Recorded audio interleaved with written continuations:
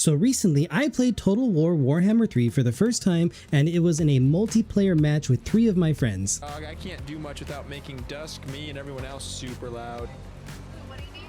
What happened? She was just... Off the girl mic. Turn No, up. no, no, turn off? up, I turn can up, fucking turn up, mute turn myself. No, no, no, Man, no, no, no, no, no, no, it wasn't supposed to be like this. It has been such a fun time, and I can't believe I waited so long trying out this game, but it only took a few turns before I realized, and very quickly I might add, that I had made a huge mistake when choosing my starting faction. You see, I chose the Empire with Karl Franz as my lord because I thought it would be new player friendly. Whenever you're selecting your faction, it shows up as recommended, and let me tell you, it is absolutely not new player friendly. If anything, it almost sets you up to fail every time. So when I started out the game, I secured my province where my capital city was in. I crushed the rebel armies, and I was feeling confident in my start, thinking, you know, easy peasy. My first battles weren't very difficult, and I seemed to be progressing at about the same pace as other players. However, on turn 8, I set my armies up against the Norska in a quest battle, and I absolutely got destroyed.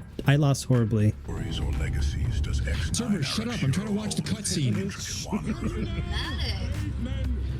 he fucked that horse up! Jesus!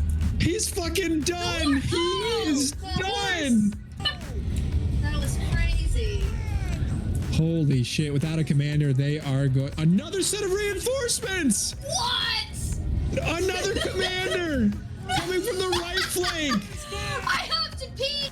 After my loss, I had an incredibly weak army and realized I had also set up my economy poorly.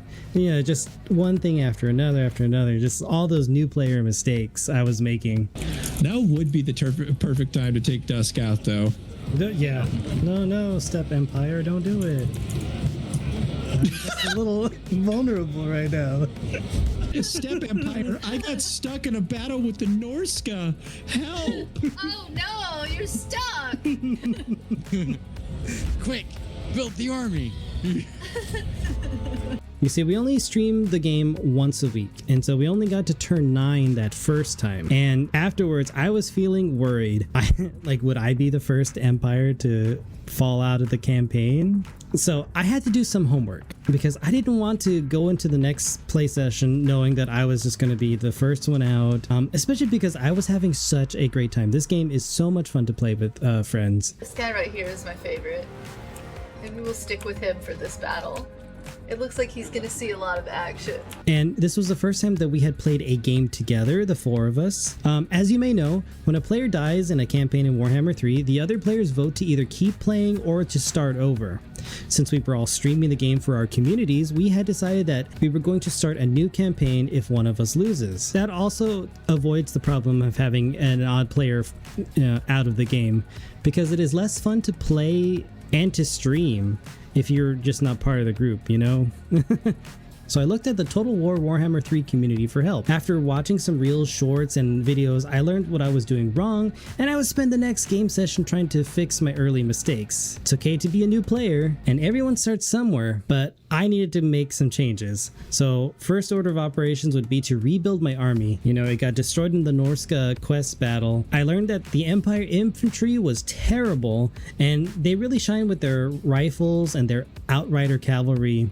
And really it's just gunpowder. They're not as amazing and crazy as the dwarves, but the gunpowder does a lot of damage, and it's really good for the Empire. If only they weren't so expensive, which is my second thing that I had to worry about, was my economy. I had to fix it.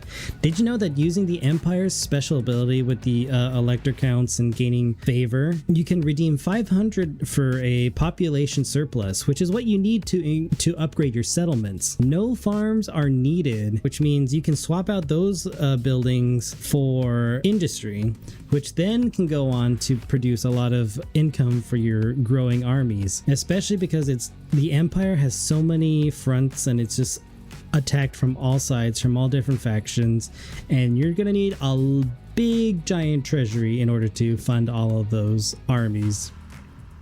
The Empire has so many threats from so many different directions, it can be very overwhelming. Which leads me to my third thing. I also just wanted to focus on my own territory. So when I first started playing, there was just so many things that came at me. I was worried about the other factions in the Empire and their enemies, and it seems like humanity gets pushed back by ogres and elves and vampires and all that. So it's very easy to fall into the trap of wanting to go and push the borders of the Empire. But that is completely a trap, and you shouldn't do that. Instead, what I needed to do was look at my quick victory conditions, which means dealing with the Barrow Legion, the vampires to the south, who are plaguing Bretonia. Deal with Festus and his legions of chaos, which are in the north, kind of eating out the heart of the Empire. And then lastly, dealing with Vlad, more vampires that are also attacking from the northeast of the Empire. It's so tempting to take like that coastal city, Marienburg, and also to fight off the Ogre Kingdoms. Sending your armies to go into those fronts and take out those locations and dealing with those wars leaves you vulnerable to other fronts. So it's best to just hang back, focus on your territory, and slowly expand out from there. Lastly, I also discovered that I had set up my lords incorrectly as well. Compared to the lords of other factions, the mighty men of the Empire feel like they're just made out of like paper. I guess. They lose in 1v1 combat all the time unless they have some help or items or upgrades in some way. And especially early on, like a vampire count and one of your Empire lords goes head to head, it's awful.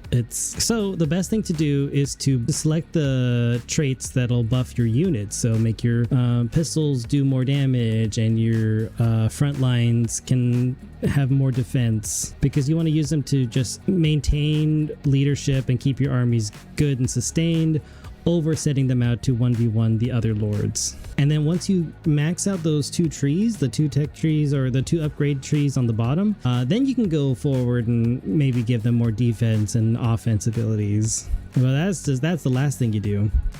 You can leave your wizards and captains to do like the actual fighting. Oh, Hans, how we miss you. Oh no! He's being run down by knights. Our man! I think this is it. He's all by himself. He's taking on all of these cavalry. So those are the things that I learned about my faction and how I was playing the Empire wrong. What do you think? Does that seem reasonable, the things that I mentioned in this video? I feel like I learned a lot from the community, but you know, there's so much. There's a lot of opinions that I noticed. So if there's something more that I can improve or do better for the next set of streams that I do, please let me know in the comments below. The four of us go live every Wednesday evening for some Warhammer multiplayer. We have a great time and I think you'll love it too. So subscribe to the channel and follow us on all the streaming platforms if you want to have a good time. Links to the other channels are in the description as well. Thank you all for watching, and I'll see you in the next story.